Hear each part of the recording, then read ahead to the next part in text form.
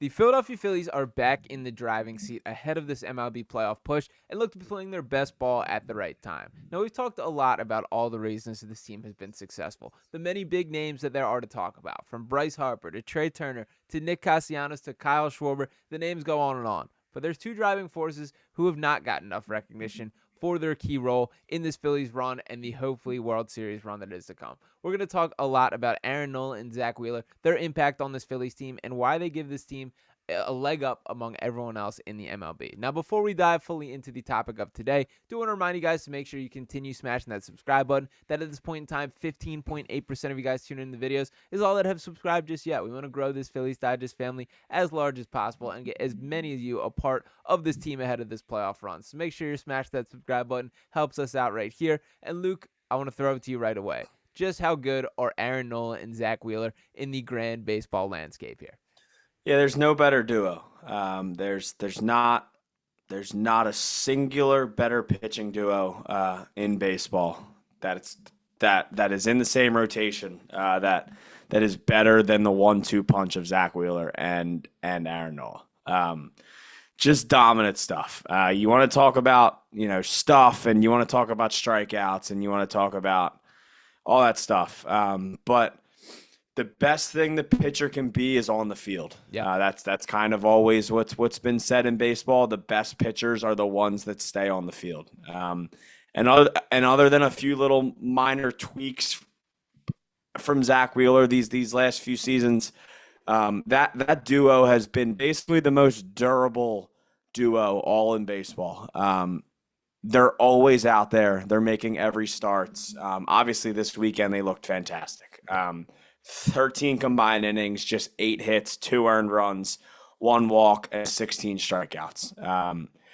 After 2 games that you split against Atlanta Thursday and Friday, 2 nights that you really needed good starts after some big bullpen nights.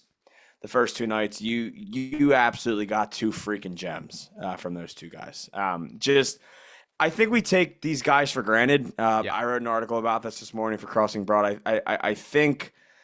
I really think this city takes these guys for granted. I think they're underappreciated. I think they're underrated.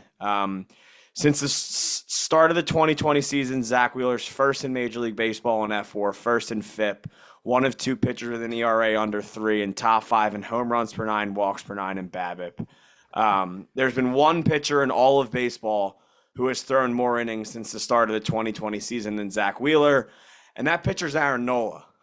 His MLB rank since 2018, he's first in innings pitched, he's 3rd in K per 9, he's 4th in ERA, and he's 3rd in F4. These are 2 of the top 3 pitchers in the sport over the last 5-6 years. And they're both in our rotation, and they're both on the same team. Sunday night was the 18th quality start for Aaron Nola this season, which a quality start, for you that don't know, is at least 6 innings pitched and 3 earned runs or less. The only pitcher in the National League with more is his teammate, Zack Wheeler, with 21. It's just nasty stuff. 21 swinging strikes from Aaron Nola on Sunday. Just when you need starts and you get to these big games, it just feels like these guys are going to just be at their best. And that's really what it seemed like since both of them have really got here, but really over the last few weeks. I thought Aaron Nola's looked absolutely unbelievable the last month.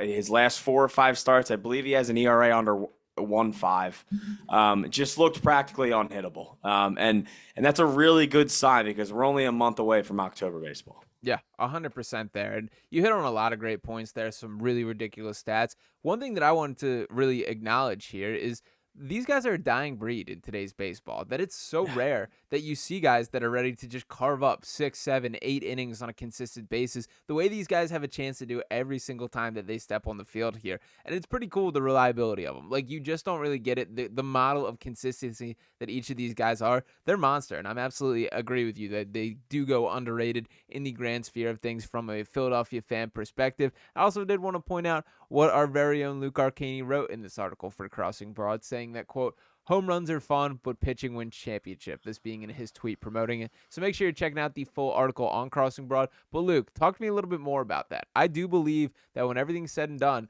like, pitching is the driving force of winning an actual World Series. We know that these guys have been through it before, but do you think this is the lane the Phillies have to run through, or more important than the bats at the plate?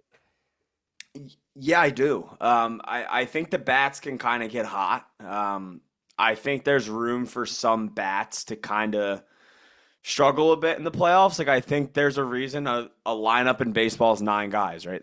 All 9 guys aren't going to be hitting in their best at the same time.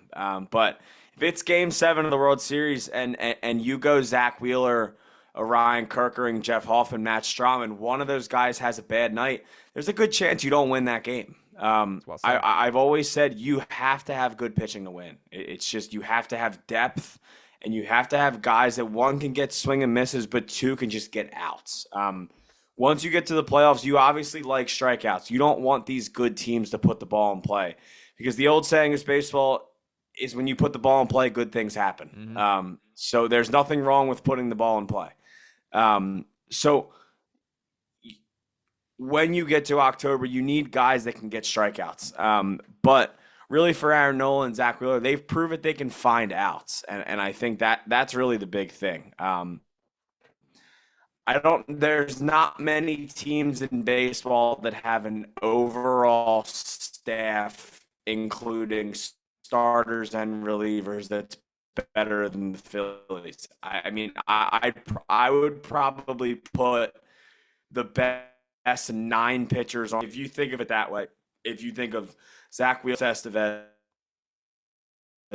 Jeff Hoffman, Matt Strom, Ryan Kerkering, right? That top 8, and that's freaking gross. Yeah. That's 8 really good pitchers. If you have that and you go into October with a guy like Kyle Schwarber, who we saw tonight can just turn any game into his own game. He controls the tempo, right? If you get a good Bryce Harper, I mean, Bryce Harper's stats in the playoffs these last 2 years are just freaking unbelievable. The lights get brighter, Harper gets better, right? You see these big hits from Castellanos, from guys like Trey, from JT. He always plays usually well in the playoffs. If you can get those sort of big bats, this pitching staff this year can really take this team a long way.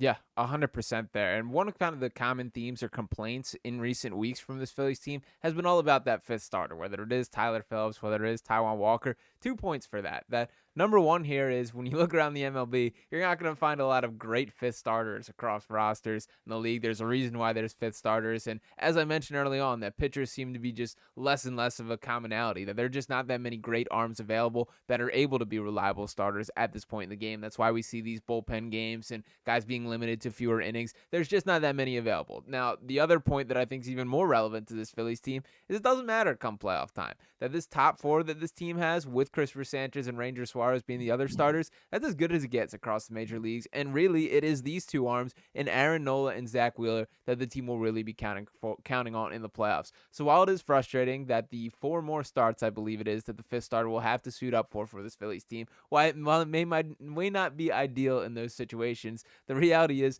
this is an issue that just simply won't be won come playoff time, and that's because that the horses you will be riding deep into the wide, I guess, nights of the playoffs in that moment. Yeah, and really, like you said, there's only probably 4 left. I would say. I believe Sunday's going to be a bullpen game, so I don't even know if that will really be a fifth starter day. They will get Allard back after the 10th. He's not eligible to come back until September 10th. So Yeah.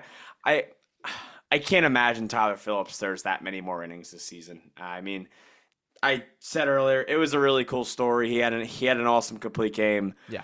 The guy's just not that great of a pitcher. Gets hit hard. The experiment's kind of over. I think it should have been over a few weeks ago.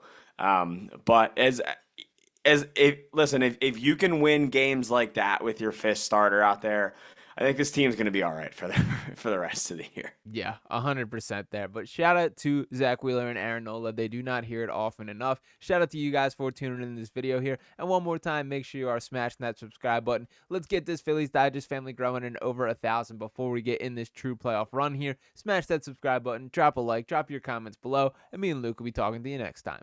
Peace.